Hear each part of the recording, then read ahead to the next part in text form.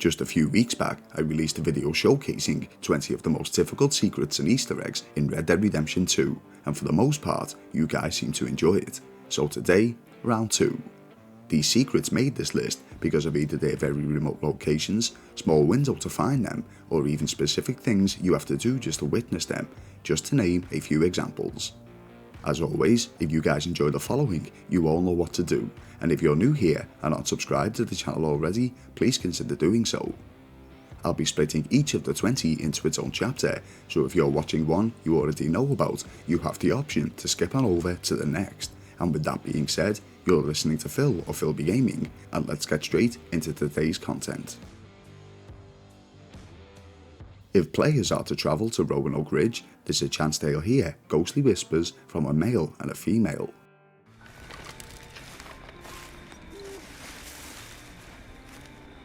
What's that terrible noise? The voices you hear are that of a young couple named Eugene Hutton and Ethel Beauchard, whom after sneaking out together into the woods of Roanoke one night, came face to face with an army of the dead, ghostly apparitions of British soldiers who were killed during combat. Legend tells that Eugene was decapitated by the soldiers, but Ethel managed to escape their clutches and flee to Arnsberg, where after she told of this horrific encounter, was burned alive under the suspicion of witchcraft. You can learn more of this tale by visiting the theatre tent in the town of Valentine and watch the motion picture titled The Ghostly Serenade, which tells the story of the couple's encounter in much more detail. During the epilogue, Uncle May approached John Marston, complaining of a personal problem he's having. John! John! What? Well, this is kind of embarrassing, but I need a few things for a home remedy. A few things like what? Oh, just some whiskey, peppermint, milkweed, some hair grease, and, some skunk meat. What? What have you been up to? Oh, it's a long story, but it really hurts. If you're out and about and come across any of these things, well, I'd appreciate it. I'll see what I can do. Thanks, John. The reason this one is somewhat difficult is not just because it's a random event, but also the requirements needed to complete it. But the good news is, once you do complete it, Uncle awards John with a brand new outfit, which players have come to commonly call the One-Shot Kid outfit. While at Beecher's Hope, there's a second Easter egg that's difficult to discover, as it's only visible for a short period of time. After completing the Home Improvement for Beginners mission, the player may uncover an array of wooden planks just outside of the home that form the numbers 0451. 0451 was the door code to Looking Glass Studios, a game developer who closed its doors in the year 2000 after around 7 years of work. Known for titles such as System Shock 1 and 2, John Madden Football 93, and porting Command & Conquer to the Nintendo 64, they are considered to be one of the most influential developers in the history of video games, and were thought to be heavy inspiration behind titles such as The Elder Scrolls Arena, Deus Ex, and Dishonored. Up in the Grizzlies East region of Amberino, there's a mysterious hill home that's considered to be an obvious reference to the Hobbit holes from the Lord of the Rings franchise, but that's not the Easter egg I wanted to show you guys. Directly facing the home is a tree with a marking. The reason this one can be difficult to find is because you have to position your character in a particular way just to be able to see it in its entirety. When you do so, you can make out the scribblings, which read Leader X. It's strongly believed, aided by the turtle symbol upon the home itself, that Leader X was the original founder of the Chelonian cult we meet in the title. Big Valley, West Elizabeth, homes a mine known to locals as Beryl's Dream. What may have eluded some players is that the mine can be explored in great detail more than just the entrance. Easily missed, there's a dynamite plunger that actually works, and when used, will blow away the rockery, granting you access to further inside. After a little searching, there's a couple of special items you can find among a poor soul who's been stuck down here for Lord knows how long. There's a wide blade hunting knife and a working miner's helmet, all for the taking, as well as a golden nugget alongside the man. Somebody went to great lengths to cover up this murder. If you have any theories on who it might have been, be sure to share your thoughts in the comments section. As the gang enters Chapter 4 of the title, Arthur accompanies Dutch Vanderland in visiting the bustling city of Sandan. While on a search and rescue mission for Jack Marston following his kidnapping and transportation to Angelo Bronte, Arthur is befriended by a crew of street urchins who promise to guide him to the home of the mafioso crime boss. Whilst distracted, one of the young guns snatch Arthur's satchel and make a break for it. As canon, Arthur will chase the kid through the streets and eventually land himself in an ambush. But for those who think a little outside the box, there's a hidden cutscene if you take a different route to the one the game coaches you to follow, where you can manage to catch the thief early. What are you doing? I'll spend it on something nice. You little bastard! I was just playing. Give me my things back. Get off me, mister. I'm a good boy. I wash. Give me my things. Here. Bronte? At home. Where? The big house on Flavian Street opposite the park. Okay. Welcome to Saint Denis, mister. It's quite a town. Get lost.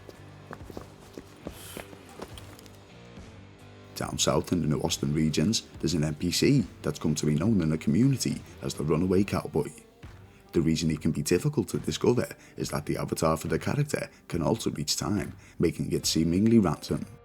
If you do manage to track him down, hogtie and search his person, you'll discover a letter which explains his aforementioned nickname. It reads as follows: Dear Mama, I'm going to be a cowboy like you read about in the books. By the time you read this, I might be one already. I've taken a train out west. I'm going to be a hero, not an outlaw, I promise.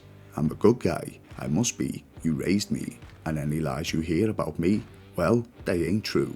I never went near Lynette Wilding, she's a slut like you said, but I never. I just ran away to be a cowboy. That baby with the funny eye, he ain't mine. Don't believe nothing you hear, I am a good boy like you raised me. While still in the south, if you head on over to the town of Blackwater, KeI players may discover these Aztec-style scribblings across various locations around the town. Making note of all 6 scribblings and using a Polybius square cipher to convert these icons into letter format, you'll soon discover in its entirety that it translates to the following: Blessed are the peacemakers, Iototo. Blessed are the peacemakers is noted throughout the Red Dead Redemption series, such as the mission title, and also it's what's etched into John Marston's grave, and Iototo is the name of a character from RDR1's Undead Nightmare DLC, an Aztec being, force or goddess who took human form to retrieve the stolen mask, which was the cause of the undead outbreak. In the city of Saint-Denis, most players will have taken time to see a show or two at the Theatre Rallor, but something that may have eluded players is the apparent haunting of said theatre. This one is pretty difficult to discover as it only becomes available after watching all of the shows, excluding the trio of Miss Marjorie, Bertram and Magnifico, I'm pretty sure. After the curtain closes at the end of the final show, the stage curtains will open up slightly, allowing the player to the backstage area. Upon entering, a chime will play. Exploring to the left hand side, the player can discover a cigarette collectible card on the table, which upon picking up will play a second musical note. Returning to the stage front will show you that the entire audience has now exited the theatre, all within a few seconds. There's no way the audience could have left so quickly, prompting the theory that the player has just entered some sort of time hop. What do you think happened here? Before joining the Vanderlyn gang, Tilly Jackson used to run with the Foreman boys, until she killed one of them for getting a little too handsy. During Chapter 2 of the main game, when Arthur, Uncle, and a few of the girls visit the local town of Valentine, head man of the Foreman gang, Anthony Foreman, catches up with Tilly near the hotel, prompting Arthur to intervene and chase the man away. What's a difficult secret to notice during this mission, as I only managed to capture it using a FreeCam mod, is that whilst the girls are in the saloon, Anthony Foreman is creepily watching Tilly from the shadows, awaiting his moment to confront her. The next one, in particular, is difficult to find or activate as it requires both a specific time and weather system to activate. Heading to the abandoned Boulder Glade battlefield around midnight until 3 AM I believe, can trigger the ghostly cries of the soldiers who perished during that ferocious fight. It centres around General Quincy T. Harris as he led the Confederates into battle in what became known as the Battle of Scarlet Meadows. Here I'll show you a few of the ghostly words spoken, but there is a full story behind this, which I recommend to explore yourself.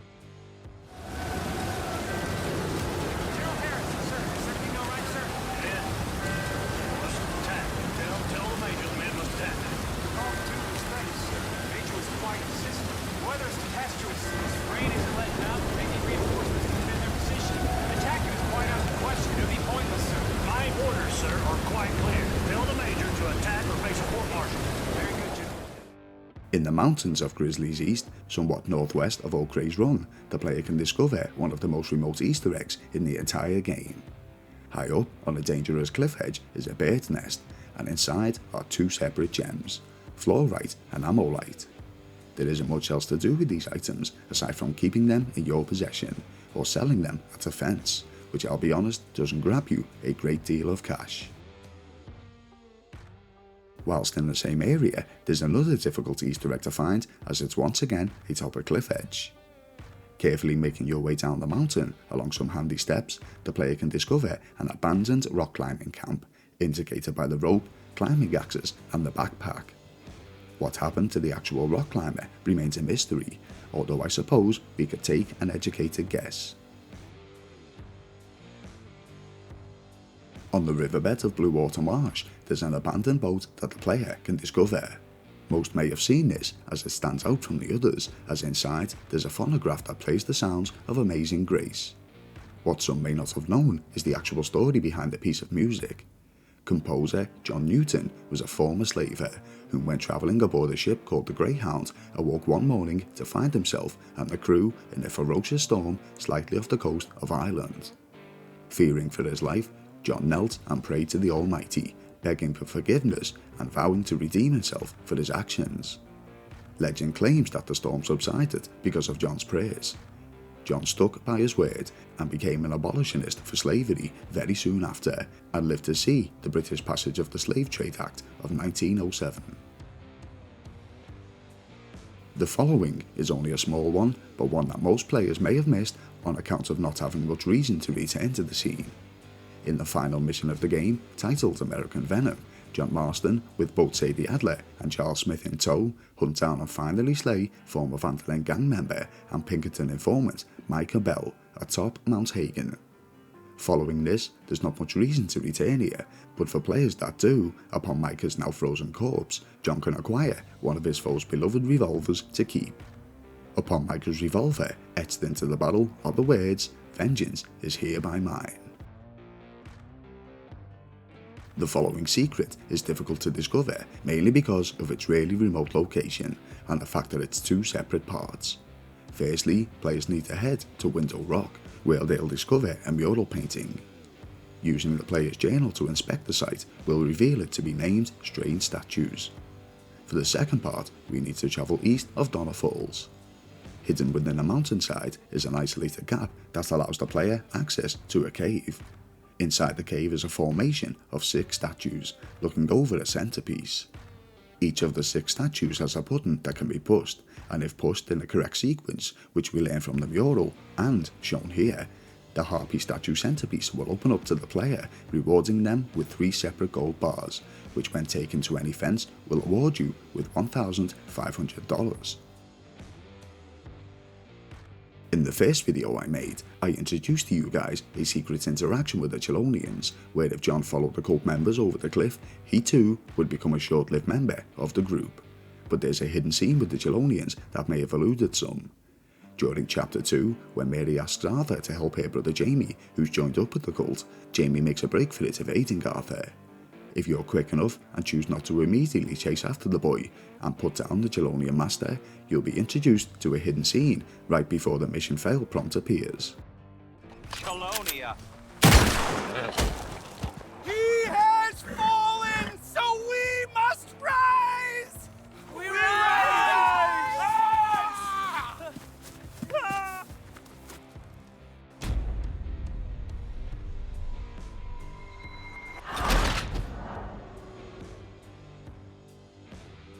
The following is probably one we've all seen by now, but it made today's list not only due to its difficulty in triggering, but also the limited time frame in which you have to complete it. Around the southern district of Sandan, the player can find etchings scribbled into the walls, 5 in total. After locating all of the scribblings, a stranger icon will appear on your map. This interaction is only available between 1 and 2 AM, making it difficult to activate, but if you manage to make it on time, you'll discover the Sandan Vampire. So, you found me.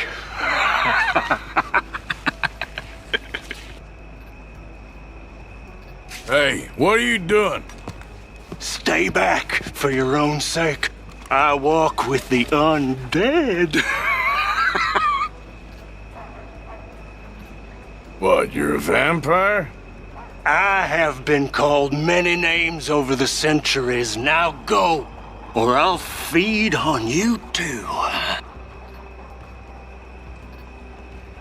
You're no more vampire than I am.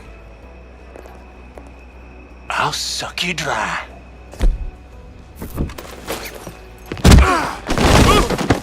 Your blood is mine. Up in Roanoke Ridge, just northeast of Elysian Pool, there's a formation of trees that if you position yourself just right, you can see that they form 3 letters, W, H and Y, and surrounding the tree formation are peculiar burn markings on the ground. There's a hidden interaction that's difficult to trigger, as it only occurs at night time during stormy weather.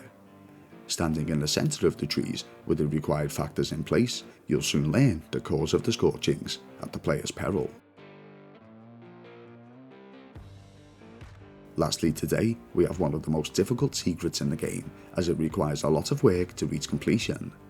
At any point after the prologue has been completed and the open world is now yours to explore, the player can find hunting posters around train stations, such as this one in Valentine from one Miss L. Hobbs. In total, there are 6 separate request forms, making this a lengthy side quest. If you do finally manage to complete all 6, the player is prompted to visit Miss Hobbs at the taxidermist home just outside the town of Strawberry. For your work, you're awarded with a squirrel statue, which is outfitted to look similar to John Marston. Back at Beecher's Hope, John can place the squirrel statue atop the fireplace, introducing the following secret scene.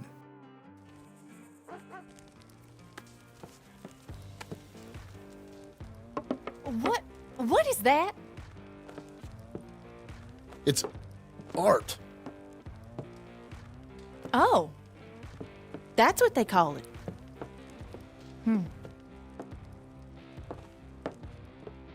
This also triggers a second part to the side quest, where the squirrel statue goes missing and needs to be found in various locations around the home of the Marston family, and one final one where it can be found atop Mount Shan. Finding the squirrel statue and returning it to the mantelpiece will unlock the Itart secret achievement. If you guys enjoyed today's video, you all know what to do, and if you're new here and not subscribed to the channel already, please consider doing so. Do you know of any difficult or near impossible secrets to discover in Red Dead Redemption 2 that you believe may have eluded other players? Please feel free to share in the comment section provided. Thank you all for watching. You've been listening to Phil of Filbee Gaming, and I'll see you in the next video.